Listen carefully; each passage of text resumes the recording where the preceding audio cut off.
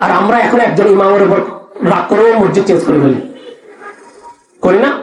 একটা কমিটির উপর রাগ করে আমরা মসজিদ চেঞ্জ করে চলে যাই, একটা কমিটির উপর বা একটা দলের উপর রাগ করে আমরা পাশাপাশি মসজিদ করে ফেলি, আর একটা মসজিদ বানিয়ে ফেলি। দুইটা বিপদমান পক্ষ, শত্রু, দুইটা যুদ্ধ হবে, হ্যাঁ, অনেক মানুষকে কঠোর করা হবে এখানে। তারা ওই সময়ে জামাত মিস করছে না, কার জামাতে হচ্ছে, এদেরকে যদি আমরা শত্রু বলি তাহলে শত্রু পক্ষের ইমামের পেছনে যারা জামাত আদায় করছে, নামাজ আদায় করছে।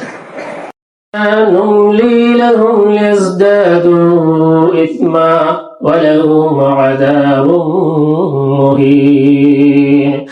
وقال أيضا في كلامه المجيد والفرقان الحميد في شان حبيبه مخبرا وآمرا إن الله وملائكته يصلون على النبي يا أيها الذين آمنوا صلوا عليه وسلموا تسليما.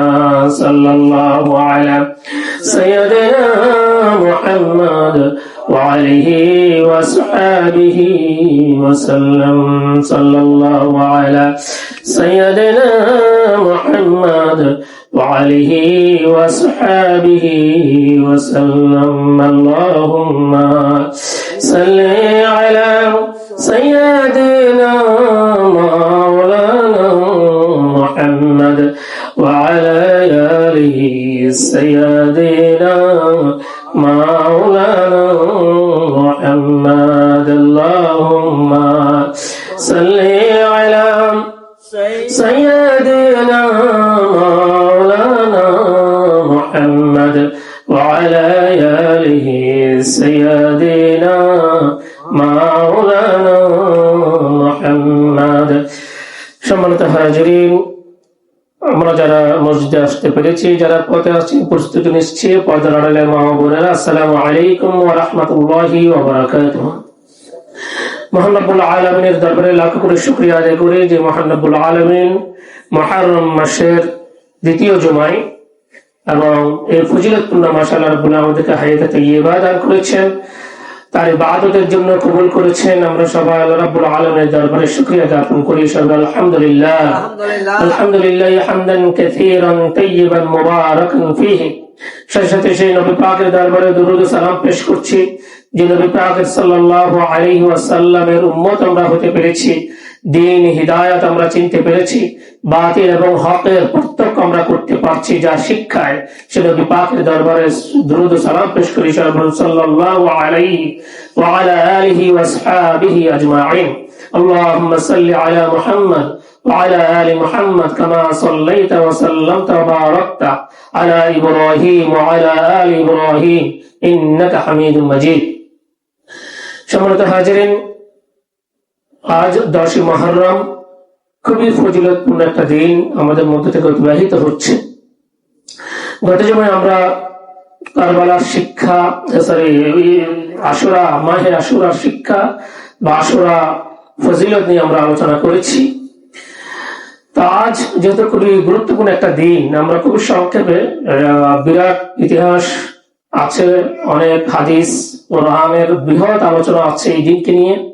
তো আমরা এই দিনের ফজিলত নিয়ে আলোচনা অলরেডি করে ফেলেছি এবং এই দিনে রোজা রাখার বিরাট ফজিলতের কথা আমরা বলেছি। তো আজ যে বিষয়টা নিয়ে আমরা একটু আলোকপাত করার চেষ্টা করব সেটা হচ্ছে আশুরার কেন্দ্র করে আল্লাহ রাব্বুল আলামিনের যে ফজিলতের কথা কোরআনে এসেছে, হাদিসে এসেছে, তার বাইরে আরেকটা ঐতিহাসিক গুরুত্ব, তার সাথেও হাদিসের অনেক সম্পর্ক আছে। সেটা হচ্ছে আমরা আমাদের কাছে বহুল প্রচলিত এবং সমাজে বেশি সবচেয়ে প্রচলিত যে বিষয়টা, সেটা হচ্ছে কারবালার ঘটনা। ইমাম হাসান এবং হুসাইন রাদিয়াল্লাহু আনহু কেন্দ্রিক, অর্থাৎ বিশেষ করে কারবালায় ইয়ামে আশুরায় 10 তারিখে ইমাম হাসান রাদিয়াল্লাহু তাআলা আনহু শাহাদাত বরণের এই ঘটনাটাই হচ্ছে আমাদের কাছে বেশি প্রচলিত। যদিও এর আগে থেকে ইসলামের সেই লগ্ন থেকে এই আশুরার দিনের গুরুত্ব, ফজিলত অনেক বেশি। যাই হোক, এই ঘটনার একটা বিরাট শিক্ষা মুসলিম উম্মার জন্য রয়েছে। যুগে যুগে যত কাল পরিবর্তন হবে, সময় পরিবর্তন হবে, যুগের পরিবর্তন হবে, এই যুগে সত্য, ন্যায়, ইনসাফের পক্ষে যারা থাকবে তাদের জন্য কারবালার এই ঘটনা নবী তনয়া সেই ইমাম হাসান হুসাইন রাদিয়াল্লাহু তাআলা আনহুর যে দৃঢ় অবস্থান, এটা যুগ যুগ ধরে শিক্ষণীয় একটা বিষয় হয়ে থাকবে। তবে দুঃখের বিষয় হচ্ছে এই যে আমরা শুনি কারবালার ঘটনা আমাদের কাছে বহুল প্রচলিত, বেশি পরিচিত, সব জায়গায় ওয়াজ নসিহত বিভিন্ন জায়গা থেকে আমরা সেটা শুনতে পারি। অনেক জাল এবং সহি মিলে অনেক লেখাজোকা আছে, কথা আছে, নসিহা আছে, কিন্তু শিক্ষা আমাদের জীবনে নেওয়াটা হয় না, সম্ভব হয় না। আমরা এই ঘটনা জানার মধ্যেই সীমাবদ্ধ, অথবা সময়টা যখন আসে তখন আমরা কিছু নিয়ম নীতি প্রথা কুসংস্কার কিছু রিচুয়ালস এর মধ্যে আমাদের জীবনটাকে আমলটাকে আমরা সীমাবদ্ধ করে রাখি। এটা হচ্ছে মুসলিম উম্মার জন্য সবচেয়ে বড় দুঃখের বিষয়। যাই হোক, আমাদের চেষ্টা করা উচিত যে ওয়াজ নসিহত থেকে আমরা যেগুলো শুনি, ইসলামের আলোকে, কোরআনের হাদিসের আলোকে আমরা যে সকল কথা শুনবো, সেটা ঐতিহাসিক হোক, কোরআন হাদিসের সরাসরি আয়াত হোক, নকশ হোক, যাই হোক না কেন, আমাদের উচিত সেখানটাকে শিক্ষা গ্রহণ করে আমার ভিতরে কি পরিবর্তন আসলো সেটা নিয়ে একটু চিন্তা করা। আমি তো মহরমের আলোচনা শুনলাম, মহরমের বিভিন্ন ফজিলত সম্পর্কে আমি শুনলাম, জানলাম, এগুলো তো শুধুমাত্র শোনার মধ্যেই যাতে সীমাবদ্ধ না থাকে। আমার ভিতরে আমি 10 মহরমের আলোচনা শোনার আগে কেমন ছিলাম, পরবর্তীতে আমার ভিতরে কোন বৈশিষ্ট্য, কোন ইবাদতের প্রেরণা অথবা কোন একটা অভ্যাস আমার চেঞ্জ হয়েছে কিনা, এটা হচ্ছে মূল ভাবনার জায়গা। আমার এই আলোচনা শোনার আগে আমি যেমন ছিলাম, পরেও যদি আমি তেমন থাকি, তাহলে আমার মধ্যে একটা পশুর মধ্যে কোনো তফাৎ নেই। আমার কান আছে, কিন্তু সেখানে আমি শুনছি না, যেটা কোরআন এবং বারবার আমরা সেই হাতে আমরা আলোচনা করেছি। আমরা কান সমৃদ্ধ, মুখ সমৃদ্ধ, আমরা অবয়বগতভাবে মানুষ হলেও আমরা মানুষের পর্যায়ে বা মানুষের মর্যাদায় আমরা আশীর্বাদ হতে পারবো না যদি আমাদের ভিতরে এই ধরনের পরিবর্তন গুলো শোনার পরে, জানার পরে, আমল করার পরে, একটা জিনিস আমার মাথায় আসার পরে, জ্ঞান অর্জনটা করার পরে যদি আমার ভিতরে কোনো ধরনের চেঞ্জ না আসে, পরিবর্তন না আসে, তো সেই দিকটা আমরা লক্ষ্য করব। যাই হোক, তো ইয়াউমে আশুরা খুবই গুরুত্বপূর্ণ দিন আমলের দিক থেকে, আল্লাহ রাব্বুল আলামিন ইবাদত বন্দি তাওবা করার দিক থেকে, এবং সবচেয়ে বড় শিক্ষা ধৈর্য ধারণ, ন্যায়ের পক্ষে যাওয়া, ইনসাফের পক্ষে জীবন বাজি রেখে দৃঢ় থাকা, এটা ইয়াউমে আশুরার সবচেয়ে বড় শিক্ষা। ন্যায়ের পক্ষে থাকা, সমাজ পরিচালনা করতে গিয়ে, পরিবার পরিচালনা করতে গিয়ে, রাষ্ট্র পরিচালনা করতে গিয়ে আমি আমার ক্ষতিতে, মানুষের সবচেয়ে বড় ক্ষতি হচ্ছে তার জান চলে যাওয়া, মানুষের সবচেয়ে বড় ক্ষতি। এই বড় ক্ষতিটাকে বাজি রেখে আমি সত্যের পথে থাকবো, ন্যায়ের পথে থাকবো, কোন রাজনৈতিক দলের পক্ষ হয়ে, কোন সম্পদ খোয়া যাওয়ার ভয়ে, নিজের অপমানিত হওয়ার ভয়ে, অপদস্থ হওয়ার ভয়ে, নিজে শারীরিকভাবে লাঞ্ছিত হওয়ার ভয়ে, অথবা টাকা পয়সা সমাজের মধ্যে একটু নিগৃহীত হওয়া, টাকা পয়সা ক্ষতি বা সমাজের মধ্যে নিগৃহীত হওয়ার ভয়ে, আমার এখন অনেক ক্ষমতা আছে, ক্ষমতাটা একটু কমে যেতে পারে, ক্ষমতা খর্ব হওয়ার ভয়ে আমরা ন্যায়ের সাথে, ইনসাফের সাথে বিশ্বাসঘাতকতা করতে পারি না। এটা হচ্ছে আশুরার সবচেয়ে বড় শিক্ষা, যে শিক্ষাটা আমাদেরকে দিয়ে গিয়েছেন ইমাম হুসাইন রাদিয়াল্লাহু তাআলা আনহু। ইমাম হাসান এবং হুসাইনের অনেক মর্যাদা নিয়ে প্রচুর সহিহ হাদিস আছে। আল্লাহ রাসূল সাল্লাল্লাহু আলাইহি ওয়াসাল্লাম অনেক হাদিস বলেছেন। হাদিসগুলোর নির্যাস হচ্ছে এরকম, মান হাব্বা হাসান ওয়াল হুসাইন, আল্লাহ রাসূল সাল্লাল্লাহু আলাইহি ওয়াসাল্লাম বলছেন, মান হাব্বা হাসান ওয়াল হুসাইন, যে হাসান এবং হুসাইনকে যে ভালোবাসবে, ফাকাদ আহাব্বানি, সে মূলত আমাকে ভালোবাসবে। আল্লাহ রাসূল সাল্লাল্লাহু আলাইহি ওয়াসাল্লাম বলছেন। আল্লাহ রাসূল সাল্লাল্লাহু আলাইহি ওয়াসাল্লাম একটা বহুল প্রচলিত, আবার যে তাদের সাথে শত্রুতা রাখবে, তা সে আমার সাথে শত্রুতা করছে, এরকম এই কথাগুলো বিভিন্ন শব্দের পরিবর্তন করে বিভিন্ন ভাবে হাদিস এসছে। হাসান এবং হুসাইনের সম্পর্কিত হাদিস, তাদেরকে ভালোবাসতে বলা হয়েছে। আহলে বাইত একটা টার্ম বা পরিভাষা আছে।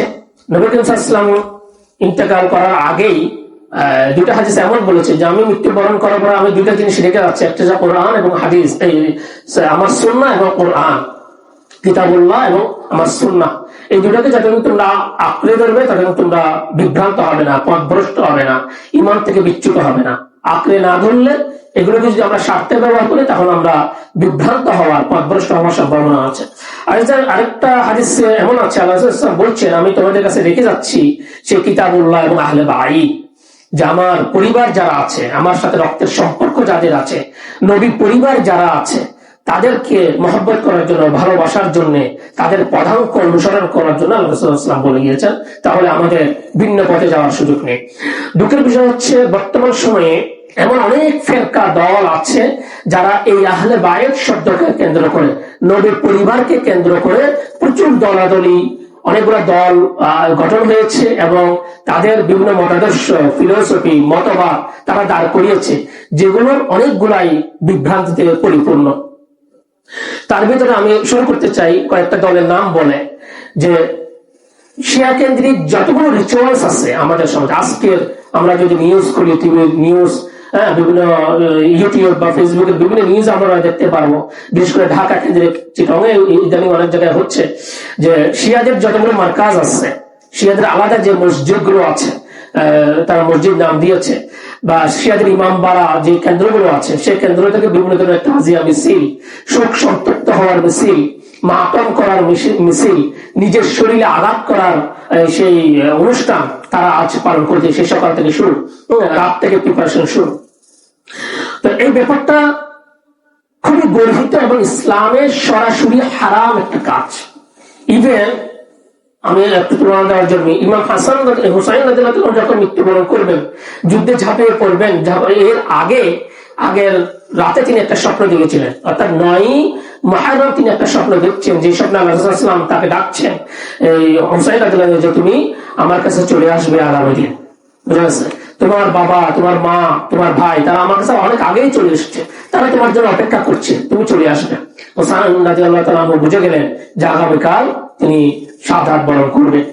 কিন্তু এই স্বপ্নের মধ্যেই হুসাইন রাদিয়াল্লাহু আল্লাহ রাসূলকে বলছে, হে আল্লাহর রাসূল, হে নানা যান, আপনি আমাকে এখনই নিয়ে দিন, আপনার সাথে আমার সাক্ষাৎ করিয়ে দিন, আমার মৃত্যুটা এখনই হয়ে যায়, আমি অপেক্ষা করাইতে চাই না।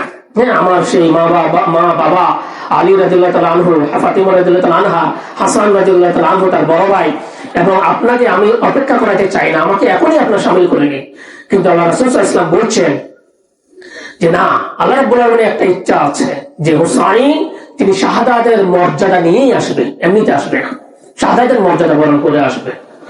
তো সেই জন্যই কারবালার এই ঘটনাটা হওয়া আসলে অনেক লম্বাইতে হয়, আমরা সেদিকে যাবো না। যে কথাটা বলতে চাচ্ছিলাম, যে এই দিনে এই স্বপ্নটা যখন তিনি তার সাথে থাকা তার বোন জয়নবকে যখন বলছেন, জয়নব কান্না করে দিলেন।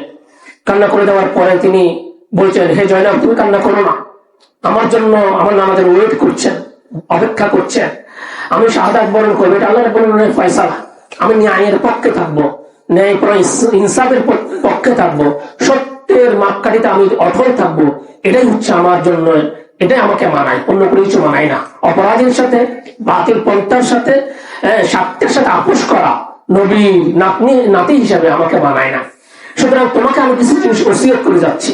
বলা বাহুল্য যে হুসাইন রাদিয়াল্লাহু তাআলা আনহু তৎকালীন সময়ে 60 হিজরির দিকে মুয়াবিয়া রাদিয়াল্লাহু তাআলা আনহু মৃত্যুবরণ করার পরে ইয়াজিদ ইবনে মুয়াবিয়া ইবনে আবি সুফিয়ান যখন খিলাফতের জন্য পূর্বে মনোনীত করা হলো, এগুলো নিয়ে অনেক ঘটনা আছে। তো অনেকেই তার আনুগত্য করেছে মুয়াবিয়া রাদিয়াল্লাহু তাআলা জীবিত থাকা অবস্থায়, এবং কিন্তু যারা করেনি তাদের ভিতরে খুবই মুসলিমের একটা দল, ইমাম হুসাইন রাদিয়াল্লাহু তাআলা আনহু, আব্দুল্লাহ ইবনে জুবাইর, রাসূল সাল্লাল্লাহু আলাইহি ওয়াসাল্লাম জলিল কদর সাহাবী, আব্দুল্লাহ ইবনে উমর, আব্দুল্লাহ ইবনে আব্বাস, এরকম কিছু সাহাবা যারা মদিনায় বসবাস করে। অর্থাৎ সহজ করে যদি আমি বলি, তাহলে মদিনা যে প্রদেশ, ইসলামী রাষ্ট্রের বা ইসলামী ওয়ার্ল্ডের রাজধানী হচ্ছে দামাস্কাস বা সিরিয়ায়, তখন মুসলিমিক ওয়ার্ল্ডের বা মুসলিম বিশ্বের শাসন ক্ষমতা চলছে উমাইয়া খিলাফতের, বা উমাইয়া যে একটা রাজতান্ত্রিক শাসন ব্যবস্থা ইসলামের প্রথম হয়েছে ইসলামের ইতিহাসে, তারা শাসন করছে। ইসলামের ভূখণ্ডের রাজধানী হচ্ছে সিরিয়া বা সিরিয়ার শাম বলা হতো তখন, দামাস্কাস, দামেস্ক, আর এর অধীনে বিভিন্ন প্রদেশ ভিত্তিক শাসন হতো। মদিনা তার ভিতরে একটা প্রদেশ, ইরাকের কুফা একটা প্রদেশ, বসরা একটা প্রদেশ, আলাদা আলাদা। যেমন আমরা তুলনা করতে পারি, ঢাকা আমাদের একটা বিভাগ, ময়মনসিংহ একটা বিভাগ, চিটাগং একটা বিভাগ, এরকম আমাদের যেহেতু প্রদেশ নেই আমরা বিভাগের সাথে এগুলো করি। তো এই বসরা, কুফা, মদিনা, মক্কা এরকম এক একটা প্রদেশ ছিল কিসের? ইসলামী বা এই যে মুসলিম বিশ্বের, মুসলিম বিশ্ব যতটুকু চলছে। এরা আনুগত্য করেনি, ইয়াজিদকে মানছে না, কারণ ইয়াজিদের যোগ্যতা নিয়ে অনেক প্রশ্ন আছে, তার চেয়ে বেশি যোগ্য ওই সময় জীবিত ইমাম হুসাইন রাদিয়াল্লাহু তাআলা আনহু। যাই হোক, তো সুতরাং তিনি যখন মক্কা এই আনুগত্য না করার কারণে নিরাপত্তার আশঙ্কায় তিনি মদিনা ছেড়ে চলে গেলেন হচ্ছে মক্কায়, প্রায় মাসের উপরে সেখানে ছিলেন। এরপরে কুফাবাসী থেকে বিভিন্ন ধরনের আমন্ত্রণ চিঠিপত্র পাওয়ার ডেলিগেশন আসার পরিপ্রেক্ষিতে তিনি সেখানে গেলেন। আচ্ছা, আমি ঘটনা না যে কথা বলতে চাচ্ছিলাম যে এই রেওয়াজের পরিপ্রেক্ষিতে ওই স্বপ্ন দেখার পরে ইমাম হুসাইন রাদিয়াল্লাহু তাআলা জয়নব তার বোনকে বলছেন, আমি তোমাকে এই পুরো পথেই যেখানেই ইমাম হুসাইন রাদিয়াল্লাহু কোনো সুযোগ পেয়েছেন সেখানে তিনি সবাইকে ওসিয়ত করেছেন, তার কুফায় যাত্রার বিভিন্ন কারণ ব্যাখ্যা করেছেন এবং যখনই সুযোগ পেতেন তখনই তিনি একটু ওয়াজ করতে, একটু নসিহত করতে চেষ্টা করতেন সবাইকে। তারই একটা অংশ হিসেবে যখন স্বপ্নের কথাটা বললেন আগামীকাল তিনি শাহাদাত বরণ করার একটা ইঙ্গিত তিনি পেয়ে গেছেন, নবী করিম সাল্লাল্লাহু আলাইহি ওয়াসাল্লাম তাকে স্বপ্নে দেখিয়েছেন, তখনই জয়নব আনহা যখন কান্না করছে তিনি তাকে বলছেন, আমি তোমাকে কিছু নসিহত করব, আমি হয়তো এই সুযোগ আর নাও পাবো, সে হচ্ছে এই, আমার মৃত্যুবরণ করার পরে তুমি কান্না করবে না, আমি আমার শাহাদাত বরণ হওয়ার পর তুমি কোনো ধরনের মাতম করবে না, কোনো শোক করবে না, কোনো শোক, সন্তপ্ত হওয়া, মন খারাপ করা, কান্না করা, মাতম করা, বিলাপ করা, নিজের শরীরে বুকে আঘাত করা, এই ধরনের কোন কাজ যাতে তোমার কাছ থেকে প্রকাশ না পায়। ঠিক আছে, এটা ইমাম হুসাইন রাদিয়াল্লাহু থেকে তার বোন জয়নব রাদিয়াল্লাহু আনহাকে করা সর্বশেষ ওসিয়ত মৃত্যুর আগের দিন 9 মুহররম। ঠিক আছে, তো এই অথচ আমরা কি করছি, অনেকগুলো দল বের হচ্ছে। আমি সতর্ক করেই আলোচনার সময়টা খুবই কম, সতর্ক করে শুরু করতে চাই। পৃথিবীতে বর্তমানে বাংলাদেশে কিছু ফিতনার দল আছে, আমি এগুলো আক্ষরিক ভাবে বলতে চাই, বিস্তারিত আলোচনা করার সুযোগ নেই। আমাদের অনেকেই আছে, আমরা বাস বিচার করতে পারি না, জ্ঞান, ইসলামিক জ্ঞান আমাদের অনেকের কি নয়, পরিপূর্ণ নয়। ইসলামিক জ্ঞান আমাদের অনেকের কি নয়, পরিপূর্ণ নয়। কেউ একটা ইসলামিক কথা বললে সেটা যাচাই করা, সেটা সত্য মিথ্যা ফারাক করার ক্যাপাবিলিটি বা যোগ্যতা আমাদের অনেকের নেই। সুতরাং চোখ বন্ধ করে একেবারে কোন ধরনের দ্বিধাদ্বন্দ্ব না রেখে যে সকল দলের কথা থেকে, আহ্বান থেকে বা যে সকল দলের বিরাট থেকে আমাদের একেবারে পার্থক্য করে দূরে থাকতে হবে, সেরকম কয়েকটা দলের নাম আমি নাম্বার 1 বলছি। সেটা হচ্ছে নাম্বার 1, শিয়াদের কোন ধরনের কথায়, বার্তায়, আলোচনায় সে যতই প্রেম দেখাক না কেন আহলে বাইতের প্রতি, যতই মহব্বতের কথা বলুক না কেন, পরিপূর্ণ ব্যাপারটা হচ্ছে এই মহব্বতের জালে বা এই মহব্বতের কথায় তাদের অনেক বিভ্রান্তি আছে, আকীদাগত, ইসলামের রুলস রেগুলেশনগত, ফলস যে বিধিবিধানগত। নাম্বার 1 শিয়া। নাম্বার 2 যেটা হচ্ছে, সেটা হচ্ছে বর্তমানে দক্ষিণ চট্টগ্রামে এটা সবচেয়ে বেশি, ওয়ার্ল্ড সুন্নি মুভমেন্ট নামে একটা দল, যে দলকে আবার বাংলা বলা হয় বিশ্ব ইনসানিয়া, যে দলের প্রধান হচ্ছে আল্লামা আবুল হায়াত বলা হয়, তাদের ভাষায় বলা হয় আবুল হায়াত। ঠিক আছে, এই দল থেকে আমরা চোখ বন্ধ থেকে দূরে থাকবো। একটা শিয়া বিভ্রান্ত একটা দল, এবং অনেক সময় আমরা যেটা বলি যে বহির্বিশ্বের অনেক চক্রান্তের অংশ অনেকে হয়ে যায়, এবং চোখ বন্ধ করে বলা যায় যে এই দলটা হচ্ছে এরকম। কি নাম বললাম? বিশ্ব ইনসানিয়াত, বাংলায়, ইংলিশে তারা বলে ওয়ার্ল্ড সুন্নি মুভমেন্ট। অনেক পেপার, হাইলাইট, অনেক ধরনের বিলবোর্ড তাদের লাগানো আছে।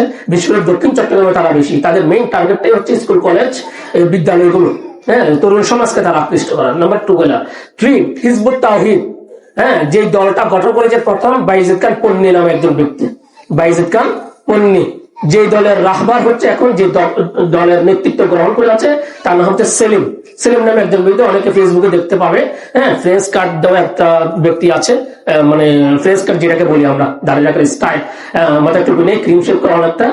এই সেলিমের যে দল হিজবুত তাওহীদ, তাদেরও মেইন টার্গেট হচ্ছে এই যুব সমাজ, ইউনিভার্সিটিগুলো, কলেজগুলো, বিদ্যালয়গুলো তাদের মেইন টার্গেট, এবং পাড়া মহল্লা কেন্দ্রিক কিছুটা কার্যক্রম তাদের আছে।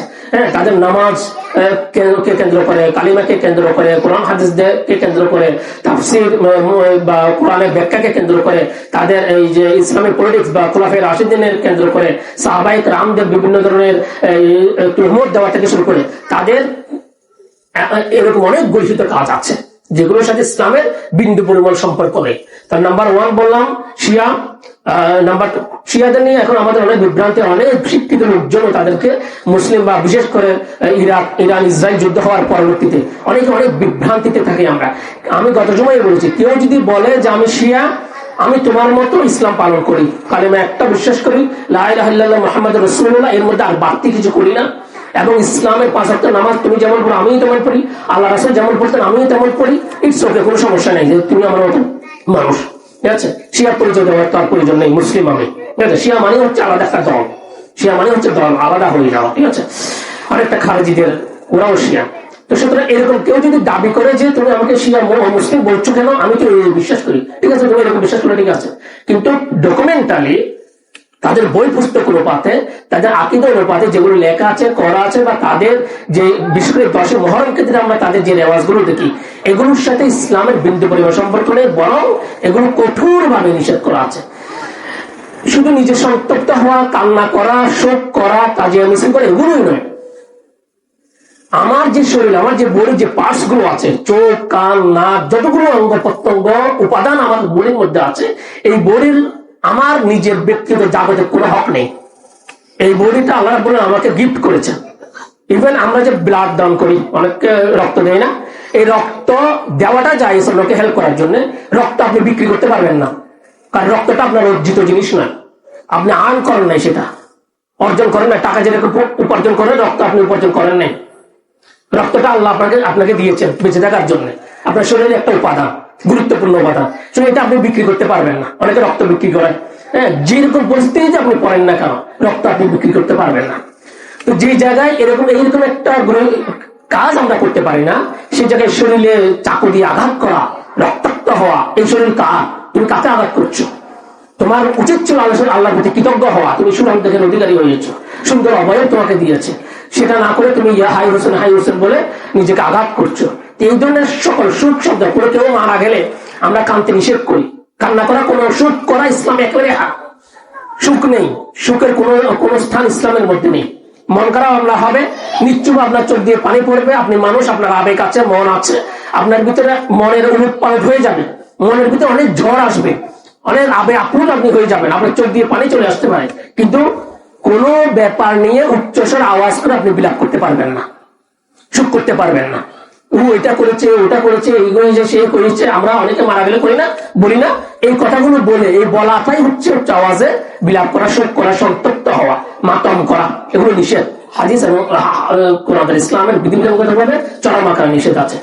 তো সুতরাং ইসলামে কেউ মারা গেলে শিক্ষা নিতে হয় তার কাছ থেকে, সেখান থেকে আমরা অনেক বেশি ধরে আমরা তার কাজগুলোকে, তার জন্য ইসলামের বিভিন্ন কাজগুলো আমরা করতে পারি, দোয়া করতে পারি। সবচেয়ে বড় জিনিস যেটা দোয়া করা, শাহাদাত আঙ্গুল উঁচিয়ে দোয়া করা, ঠিক আছে।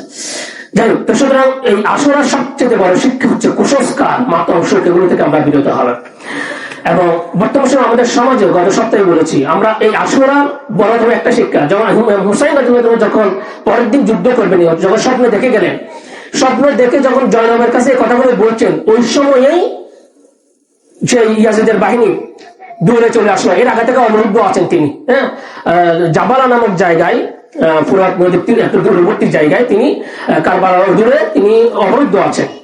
হুর ইবনে ইয়াজিদ, উমর ইবনে সাদ, ইয়াজিদের সেই সৈন্য কমান্ডাররা, পরবর্তী এসছে শিমার ইবনে জিল জাউশান, শিমার, যিনি একেবারে হুসাইন রাদিয়াল্লাহু কত শেষ ইয়েটা করেছিলেন, এরা চলে আসছে যে না, আমরা যুদ্ধ জান করতে পারছি না, এখনই আপনাকে ইয়াজিদের কাছে আমরা নিয়ে যাব, ঠিক আছে, হয় যুদ্ধ হবে, না হয় আপনি শান্তভাবে আমাদের সাথে আসবেন, আমরা ইয়াজিদের কাছে নিয়ে যাব। তখন এর আগে অনেকগুলো কাজ হয়ে 3টা প্রস্তাব আল্লাহ রাসূল দিয়েছেন। যাই হোক, ঘটনা কম হওয়ার কারণে আমি ধারাবাহিকভাবে যেতে পারছি না। ইমাম হুসাইন রাদিয়াল্লাহু আনহু তাদের কাছ থেকে এই যে শিক্ষাটা কথা শুধুমাত্র বলছি, তাদের কাছ থেকে একদিন সময় চলে, না এখনই আমি তোমার সাথে যাব না, এবং এখনই এর বিপরীতে আমি তোমাদের সাথে যুদ্ধ উপনীত হব না, তোমরা আমাকে একদিন সময় দাও। হ্যাঁ, 9 জিলহজ, 9 মুহররমের কথা বলা হচ্ছে, যে এই দিন তোমরা আমাকে সময় দাও, অর্থাৎ অন্তত আমাকে একটা রাত আমাকে সময় দেবে। কেন? কারণ এই রাতটা আমি একান্ত আল্লাহ রাব্বুল আলামিনের সাথে কাটাবো। সুবহানাল্লাহি ওয়া বিহামদিহি। আগামীকাল আমি জানি না আমি আরেকটা সিজদা আল্লাহ রাব্বুল আলামিনকে দিতে পারবো কিনা, আমি আগামীকাল জানি না আমি আল্লাহর কাছে একটা মোনাজাত করতে পারবো কিনা। সুতরাং এই রাতটা তোমরা আমাকে একটু ফুরসত দাও, যে আজ আমার সাথে তোমাদের কোনো কথা নেই, কোনো বিবাদ হবে না, কিছু হবে না, তোমরা তোমাদের জায়গায় যাবে, আমরা আমাদের জায়গায় থাকি, ঠিক আছে। বলা বাহুল্য যে সবাই কিন্তু মুসলিম, হুর ইবনে ইয়াজিদ মুসলিম, ওমর ইবনে সাদ, অগত্যা কোনো ইচ্ছা ছিল না তার, অগত্যা তিনি ইয়াজিদের ইবনে জিয়াদ, ওবাইদুল্লাহ ইবনে জিয়াদ, যে কুফা বসরার ওয়ালি করে, গভর্নর করে যাকে ইয়াজিদ পাঠিয়েছিলেন এখানে, তার নির্দেশে কঠোর একজন মানুষ, তিনি আসতে বাধ্য হয়েছেন। ইভেন ওই দিন 8 জিলহজ তারা একসাথে জোহরের নামাজ, আসরের নামাজ পড়েছে। দুই শিবির, দুইটা বিপক্ষ, শত্রুপক্ষ। ওই পাড়ে আছে হচ্ছে ইমাম হুসাইন রাদিয়াল্লাহু কাফেলা, এদিকে আছে হুর ইবনে ইয়াজিদ, ওমর ইবনে সাদ, তাদের কাফেলা। নামাজ পড়ছেন একসাথে ইমাম হুসাইনের ইমামতিতে, একসাথে নামাজ পড়ছেন, ঠিক আছে? জোহরের নামাজ পড়েছেন, আসরের নামাজও ইমাম হুসাইন রাদিয়াল্লাহু ইমামতি করেছেন, একসাথে নামাজ পড়ছেন। নামাজ শেষ, তারা আবার আলাদা আলাদা হয়ে চলে গেল, ঠিক আছে? কি নিদারুণ ঘটনা! খুবই মানে এখান থেকে অনেক কিছু আমাদের শিক্ষার বিষয় আছে। শত্রুপক্ষ, দুইটা বিপদমান শত্রুপক্ষ, একই জাতির, একই গোষ্ঠী, একই জিনিস বিশ্বাস করে, পরবর্তী ফয়সালাটা ভিন্ন বিষয়, কিন্তু তারা ওই মুহূর্তে নামাজ ছাড়ে না। আমরা কিসের জন্য নামাজ ছাড়ি? একটা। 2 নম্বর কথা, ওই মুহূর্তে তারা জামাত ছাড়ে নাই, আর আমরা এখন একজন ইমামের উপর রাগ করেও মসজিদ চেঞ্জ করে ফেলি, করি না? একটা কমিটির উপর রাগ করে আমরা মসজিদ চেঞ্জ করে চলে যাই, একটা কমিটির উপর বা একটা দলের উপর রাগ করে আমরা পাশাপাশি মসজিদ করে ফেলি, আর একটা মসজিদ বানিয়ে ফেলি। দুইটা বিপদমান পক্ষ, শত্রু, দুইটা যুদ্ধ হবে, হ্যাঁ, অনেক মানুষকে কঠোর করা হবে এখানে। তারা ওই সময়ে জামাত মিস করছে না, কার জামাতে হচ্ছে?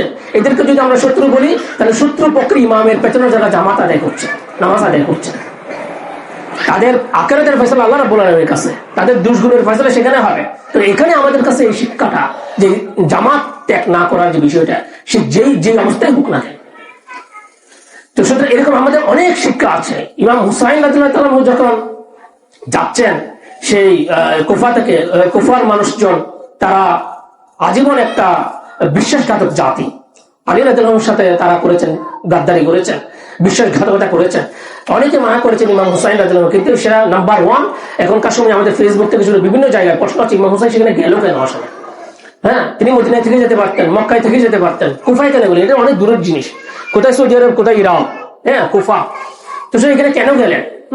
নাম্বার 1 এখানে কথা হচ্ছে, সেটা আমরা বিস্তারিত ব্যাখ্যার বিষয় সময় নেই, একটু পয়েন্ট আকারে বলি। সেটা হচ্ছে প্রথম যে বিষয়টা, সেটা হচ্ছে আল্লাহ রাব্বুল আলামিনের সিদ্ধান্ত। মুসলিম উম্মার জন্য একটা শিক্ষা রেখে যাবে যে যাকে আনুগত্য করার বিষয় নেই, একজন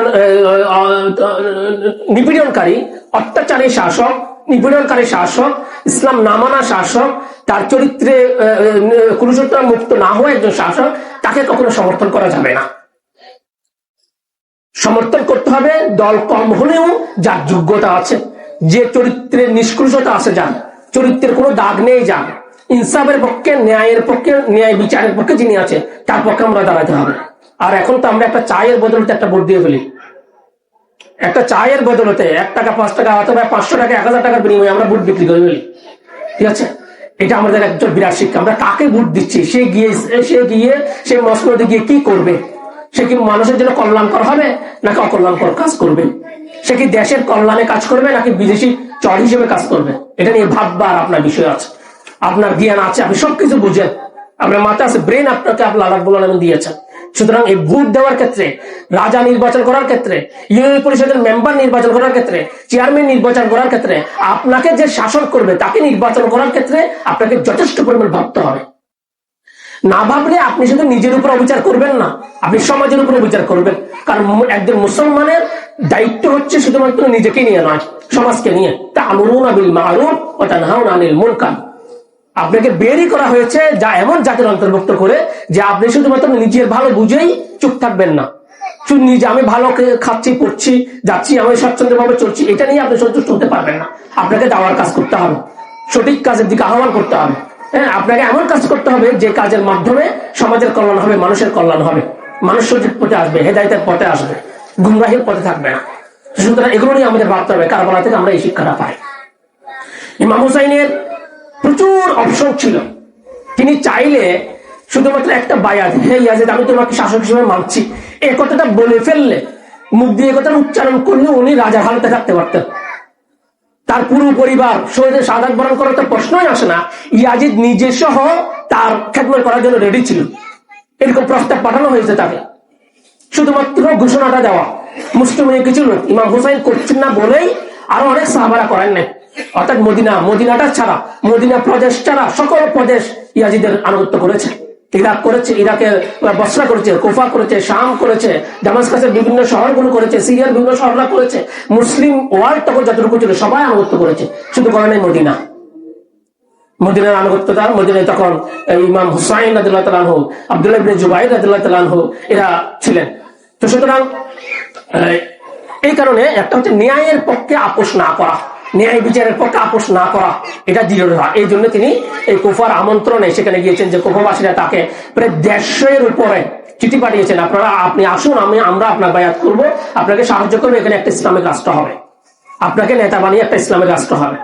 এবং তাদের পক্ষ থেকে বিভিন্ন দল এসছে, যাদেরকে আমরা ডেলিগেশন বলি। বিভিন্ন দল, অনেকগুলা দল নিয়ে বাংলাদেশ থেকে বিভিন্ন দেশে যায়, বিভিন্ন দেশের দলগুলা প্রতিনিধিরা এখানে আসে সরকারের সাথে সাক্ষাৎ করার জন্য, এগুলোকে ডেলিগেশন বলা হয়। কুফা থেকে এসছে, ইরাক থেকে, যে হে আল্লাহ রাসূল সাল্লাল্লাহু আলাইহি ওয়াসাল্লামের নাতি, হে ইমাম হুসাইন, আপনি আমাদের ইমাম, আপনি হচ্ছে সবচেয়ে যোগ্য, আপনাকেই আমরা গ্রহণ করবো, ইয়াজিদ আনুগত্য আমরা করবো না। চলে গিয়েছিলেন। যাই হোক, সংক্ষেপে বলছি, এইটা করার পরে এই মক্কায় তখন তিনি অবস্থান করছেন। ইমাম হুসাইন রাদিয়াল্লাহু তাআলা কুফায় যাওয়ার সিদ্ধান্ত নেওয়ার জন্য তারপরেও তিনি বিশ্বাস করতে পারছেন না কুফাবাসী, কারণ তার বাবার সাথে আলী রাদিয়াল্লাহু তাআলার সাথে তারা বিশ্বাসঘাতকতা করেছিল।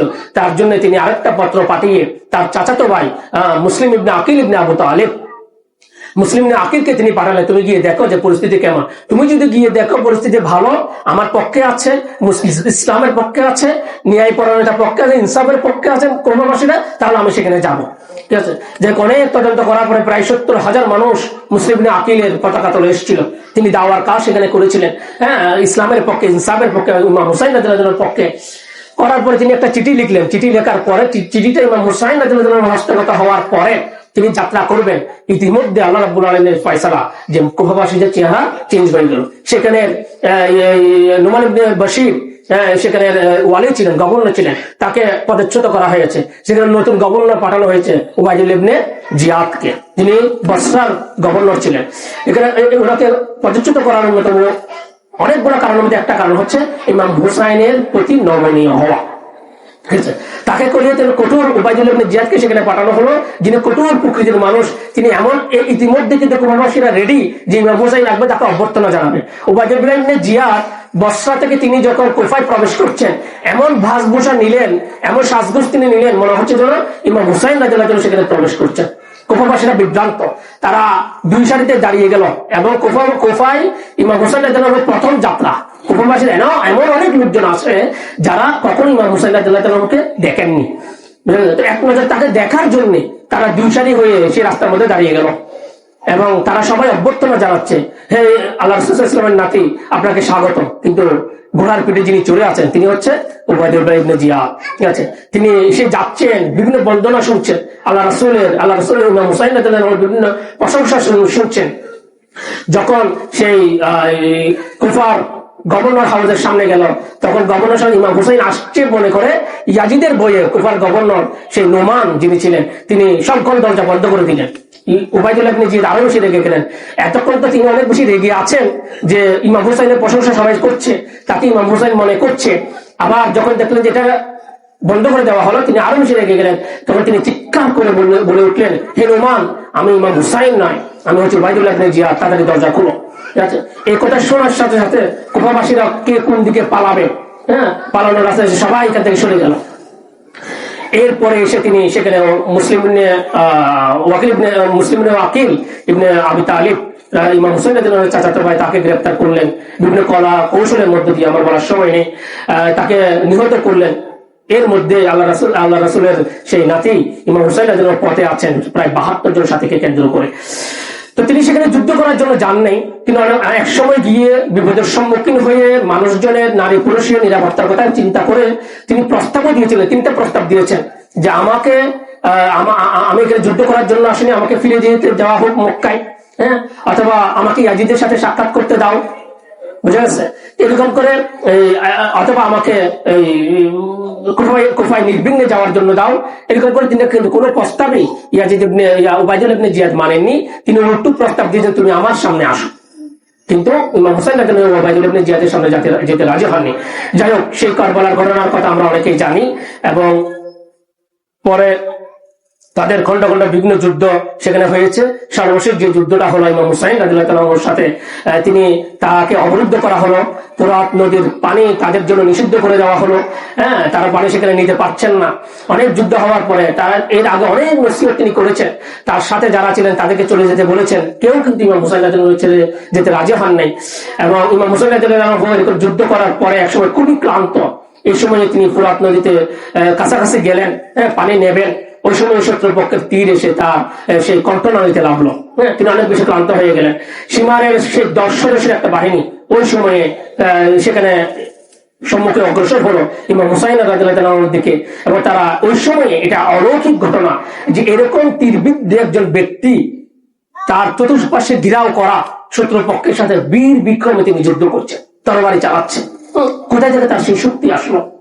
ঠিক আছে, তো তাদের সাথে অনেক যুদ্ধ হচ্ছে, অনেককে এই অবস্থায় তিনি অনেককে সেখানে তরবারি চালিয়ে নিহত করেছেন ইমাম হুসাইন রাদিয়াল্লাহু তাআলা আনহু। সর্বশেষ সীমার এই বিষয়টা সহ্য করতে না পেরে কেউ সীমার হুর ইবনে ইয়াজিদ, উমর ইবনে সাদ এরকম যারা সেনাপতি আছে কেউ তার সামনে যেতে সাহস পাচ্ছেন না। ওই সময়ে বলা যায় যে ইমাম হুসাইন রাদিয়াল্লাহু প্রায় পরাজিত, তার কেউ বেঁচে নেই। তো ওই সময় অবস্থায়ও তার কাছে যেতে অনেকে কুণ্ঠাবোধ করছেন, অনেকে আছেন অনেক জোরপূর্বক এখানে এসছেন শাসকের অনুমতি নিয়ে, না হলে তার উপর বিপর্যয় নেমে আসবে। সেনাপতি চাকরি করছেন, বাধ্য হয়ে এসছেন। আর সবচেয়ে বড় ষড়যন্ত্র যিনি করেছেন তিনি হচ্ছে এই সীমার ইবনে জাওশান, যিনি ছিলেন জিল জাওশান, উনি হচ্ছে সবচেয়ে বড় ষড়যন্ত্র করেছিলেন। বলা হয় ইতিহাসে আর আছে যে একটা সময় উবাইদুল্লাহ ইবনে জিয়াদ চেয়েছিলেন তার প্রতি সম্মান দিয়ে মুসলিম উম্মার ঐক্য ধরে রাখার জন্য ইমাম হুসাইন রাদিয়াল্লাহু তাআলাকে ইয়াজিদের সাথে সাক্ষাৎ করানোর জন্য, কিন্তু সীমা তাকে পদভ্রষ্ট করেছেন যে তুমি যদি এখন তাকে ছেড়ে দাও তাহলে পরবর্তীতে যে পরিস্থিতি হবে তুমি তাকে আর সেই নিয়ন্ত্রণ করতে পারবে না। ঠিক আছে, এরকম বিভ্রান্ত করার পরিপ্রেক্ষিতে সেই জিনিসটা হয়নি। মোট কথা হচ্ছে এখানে আল্লাহ রাব্বুল আলামিনের একটা সিদ্ধান্ত যে নবী করিম সাল্লাল্লাহু আলাইহি ওয়াসাল্লাম এর আগেও স্বপ্ন দেখিয়েছেন, অনেকগুলো স্বপ্নের সেই ভবিষ্যৎবাণী আছে যেখানে ইমাম হুসাইন রাদিয়াল্লাহু আনহু শাহাদাত বরণ করার মধ্যে দিয়ে আল্লাহ রাসূল সাল্লাল্লাহু আলাইহি ওয়াসাল্লামের সাথে সাক্ষাৎ করবেন এবং মুসলিম উম্মাহর জন্য একটা শিক্ষা রেখে যাবেন। যে শিক্ষাটা হচ্ছে আজীবন, যে শিক্ষা আমাদের পথ দেখাবে, যে শিক্ষা গ্রহণ করলে আমরা ভালো থাকবো, ওই শিক্ষা গ্রহণ না করলে আমি তো খারাপ থাকবোই, আমার জাতির উপর সেই নির্যাতনটা চলে আসবে। আবু বকর রাদিয়াল্লাহু আনহু হাদিস আছে, কোন একটা অবিচার, অন্যায়, নিপীড়ন, নির্যাতন থেকে যে ব্যক্তি সহ্য করবে শুধুমাত্র তার উপরে যে গজব আসবে তা নয়, ওই জাতির উপরে গজব আসবে। যেটা আমরা আমাদের 10, 15, 20 বছর ধরে আমরা লক্ষ্য করছি আমাদের দেশের মধ্যে আছে। কারণ এমন সিস্টেম দাঁড়িয়েছে, এমন প্রশাসনিক স্তরগুলো দাঁড়িয়েছে, শুধু প্রশাসন বলতে বলবো, মানুষের সামাজিক স্তরগুলো এমন ভাবে দাঁড়িয়েছে যে সবাই যেন সেই অন্যায়ের পক্ষে, অত্যাচারের পক্ষে, নিপীড়নের পক্ষে। এখন রাস্তায় যদি একটা মানুষ নির্যাতিত হয়, একটা মানুষ অ্যাক্সিডেন্ট করে, একটা মানুষ খুব বেশি কষ্ট করছে, আমরা ব্যস্ত হয়ে যাই তার ছবি তোলার জন্য, ভিডিও করার জন্য, আমরা হেল্প নিয়ে এগিয়ে যাই না। কিছুদিন আগে সেই ঢাকায় একটা কমলাপুর রেলওয়ে স্টেশনে একজন ব্যক্তি তার মুমূর্ষু স্ত্রীকে কাঁধে নিয়েছে, তার ছেলে সন্তানকে কাঁধে নিচ্ছে, আরেকজনকে বলছে তুমি আমাকে তাকে তুলিয়ে দাও, আর তার সন্তানকে, 3 জনকে সে নিচ্ছে, তার স্ত্রী প্রায় অচেতন অবস্থায়। ঠিক আছে, ওই অবস্থায় গিয়ে একজন ব্যক্তি তার কাঁধে তুলে দিচ্ছে, কোন একজন ব্যক্তি তাকে হেল্প করে দিলে একটা বাচ্চাটাকে আমি নেই, সে কাজটা কেউ করছে না, এবং অথচ চতুর্দিকে গুণ করে তার ভিডিও করছে, ছবি তুলছে। এখন রাস্তাঘাটে যদি কেউ কোনো বিপদে পড়ে, তর্কতর্কি করে, কাটাকাটি করে, ঝগড়াঝাটি করে, আমরা নিশ্চুপ করে চলে যাই, নিজের অবস্থানটা বাঁচায়, ঝামেলায় জড়ানোর দরকার নেই। এটা মুসলমানের চরিত্র নয়, এটা মুসলিমের চরিত্র নয়। আপনাকে যেতে হবে সেখানে সালেহ করার জন্য, ইসলাহ করার জন্য আপনাকে যেতে হবে, মীমাংসা করার জন্য আপনাকে যেতে হবে, দুই পক্ষের কথা আপনাকে শুনতে হবে, অত্যাচারকে বিরত রাখতে হবে অত্যাচারিত থেকে। কে অত্যাচারিত হচ্ছে, কার উপর নিপীড়ন করা হচ্ছে, জুলুম করা হচ্ছে, তাকে বাঁচানোর জন্য আপনাকে এগিয়ে যেতে হবে, যদি আপনার ভিতরে ঈমান থাকে, আপনি যদি মুসলমান হয়ে থাকেন। এবং এই কারবালার ঘটনা এটা আশুরার দিনের সাথে ঘটেছে, যদি এটার সাথে ইবাদতের কোনো সম্পর্ক নেই, বা এই আশুরার যে কোরআন হাদিসে যেটা পাওয়া যায়, আশুরার মর্যাদা যেখান থেকে নির্ধারিত, সেখান থেকে যে বিষয়টা আছে সেটা শুধু ফেরাউনের কথা আছে, কোন একটা জাল হাদিসে নূহ ইসলামের কথা আছে, কিন্তু অনেক কথাগুলো যেগুলো হচ্ছে অনেকটা বানোয়া। কিন্তু এখানে যে কারবালার যে ঘটনা এটা আশুরাতে ঘটেছে, যে কারণেই হোক না কেন আল্লাহ বলেন এটা বরাদ্দ রেখেছেন। এখান থেকে আমাদের বিরাট শিক্ষাটা হচ্ছে, এখান থেকে এই কাহিনীগুলো শুনে শুনে আমরা কান্না করার জন্য নয়, মাতম করার জন্য নয়, আবেগ আপ্লুত হওয়ার জন্য নয়। শিক্ষাটা কি পেলাম আমি? ইমাম হুসাইনের দলের পক্ষে এখন আমি আছি কিনা, আমি কোন পক্ষে আছি, আমি কি ইয়াজিদের পক্ষে আছি নাকি ইমাম হুসাইনের পক্ষে আছি, আমি কি অন্যায়ের পক্ষে আছি নাকি অবিচারের পক্ষে আছি। ইমাম হুসাইনের ব্যাপারে একটা কথা বলে এটা শেষ করছি, অনেকে দ্বিধাদ্বন্দ্বে আছে, সেটা হচ্ছে ইমাম হুসাইনকে আমরা কি করবো, সরি ইমাম হুসাইন রাদিয়াল্লাহু আনহুর ব্যাপারটা তো আমরা বুঝলাম, ইয়াজিদের ব্যাপারে আমাদের ধ্যান ধারণা কেমন হবে। বর্তমান সময়ে প্রচুর, আমি দলগুলোর কথা বলতে গিয়ে কথা বলে নেই, দুটা দল বাকি আছে, একটু বলছি। অধিকাংশ সালফে সালিহিনদের মতামত হচ্ছে, অনেকগুলো দল আছে যারা ইয়াজিদকে কাফের মনে করছেন এবং সে কাফের হয়ে গেছে বলে মনে হচ্ছে, তবে এটা অথেন্টিক কোন দলিল বা সরাসরি নস কথা নেই যে ইয়াজিদ কাফের। ইয়াজিদ হচ্ছে কার পুত্র? ইয়াজিদ হচ্ছে ইমাম আবু হানিফা, সরি মুয়াবিয়া রাদিয়াল্লাহু আনহুর পুত্র। মুয়াবিয়া রাদিয়াল্লাহু আনহু নিয়ে কোন ধরনের বিভ্রান্তি থাকার কোনো সুযোগ নেই। তিনি কাতেবে ওহী ছিলেন, কাতেবে ওহী আল্লাহ রাসূল সাল্লাল্লাহু আলাইহি ওয়াসাল্লামের জিবরাইল ওহী আনতে তিনি লিখে রাখতেন। তবে মুয়াবিয়া রাদিয়াল্লাহু আনহু ইজতিহাদগতভাবে একটা ভুল, গবেষণাগতভাবে একটা ভুল আছে।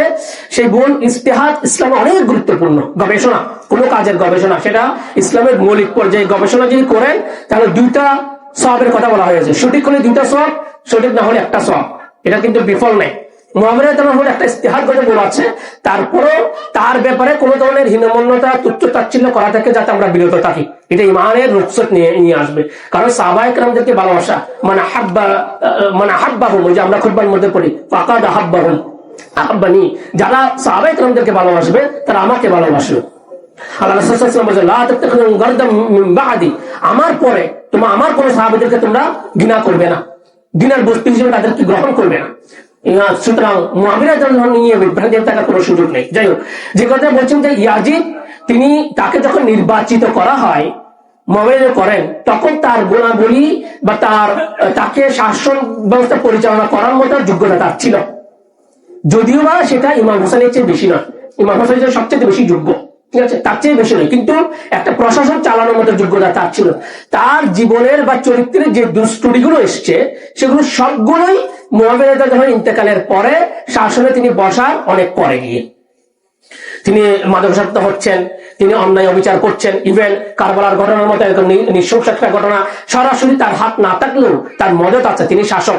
পরবর্তীতে তিনি তাদের বিচার করেননি, উবাইদুল্লাহ ইবনে জিয়াদের বিচার করেননি। যারা তার হুসাইন রাদিয়াল্লাহু আনহুর সাথে যারা বেয়াদবি করেছে, গাদ্দারি করেছে, অসৌজন্যতামূলক আচরণ করেছে, তাদের প্রতি তিনি কি করেন নাই, তাদের কোনো ধরনের জবাবদিহিতা তিনি নেননি, এটার জন্য তিনি দায়ী। বুঝা গেছে কেন?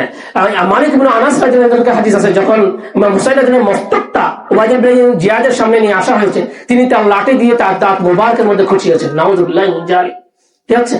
এবং তিনি যদিও তার করেছেন, প্রশংসা করেছেন যে আমি তো এত সুন্দর তিনি হবেন, এটা তিনি কল্পনা করেননি।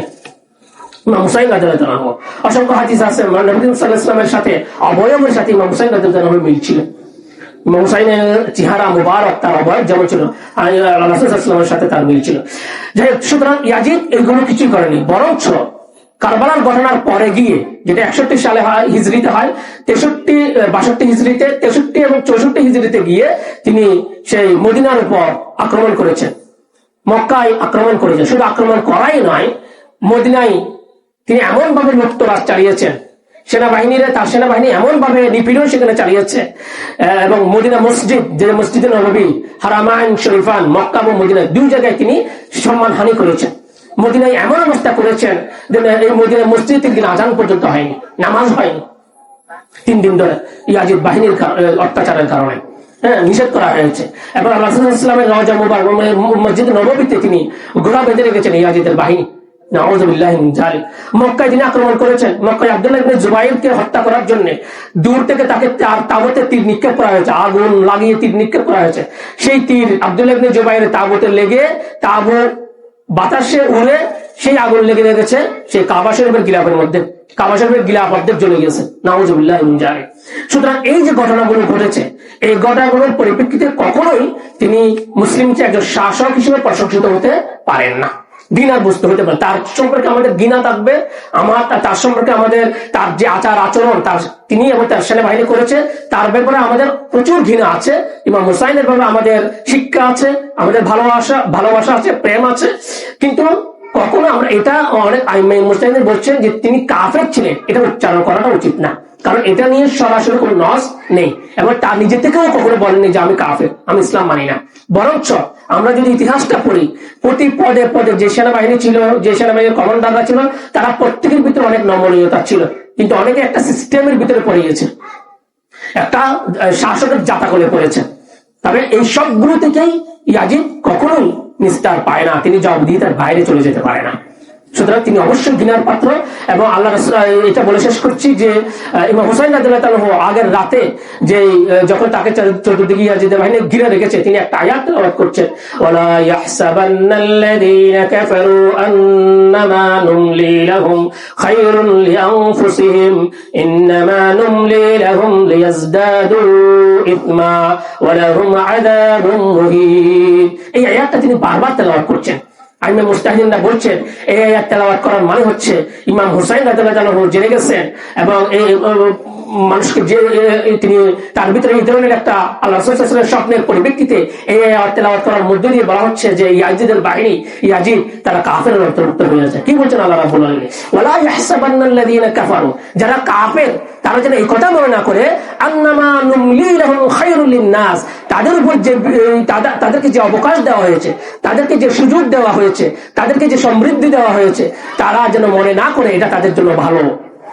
অর্থাৎ এখানে ইমাম হুসাইন পরাজিত বাহিনী, ইয়াজিদ বাহিনীর বিজয় বাহিনী, তো ইয়াজিদের বাহিনীকে রক্ষা করে এটা এরকম বলা হচ্ছে, ইমাম মুসলিমরা ব্যাখ্যা করার চেষ্টা করে, তারা যাতে মনে না করে যে তারা বিজয়ী হচ্ছে মানে তারা হক পথে আছে, তা নয়। তারা বিজয়ী হচ্ছে, তারা সমৃদ্ধি আসছে মানে তারা সঠিক পথে আছে, এটা ভাবার কোনো সুযোগ নেই। খায়রুল লিআনফুসিহিম, তোমাদের জন্য ভালো, এটা মনে করার কোনো কারণ নাই। তোমাদেরকে একটা ফুরসত দেওয়া হয়েছে, একটা সুযোগ দেওয়া হয়েছে। কেমন? ইন্নামা নুমলি লাহুম লিয়াজদাদু ইসমা, এই সুযোগটা কেন দেওয়া হলো? তোমরা তো এমনিতেই কাফের, এমনিতে নিগৃহীত কাজ করো, তুচ্ছ কাজ করো, তোমাদের এই পাপ যাতে আরো বেশি বেড়ে যায় সেজন্য আল্লাহ রাব্বুল আলামিন তোমাদেরকে সেই সুযোগ দিয়েছেন। নাউযুবিল্লাহি মিন যালিক। ওয়া লাহুম আযাবুন মুহিন, এবং অবশ্যই জেনে রাখো তোমাদের জন্য পরকালে লাঞ্ছনামূলক শাস্তি অপেক্ষা করছে।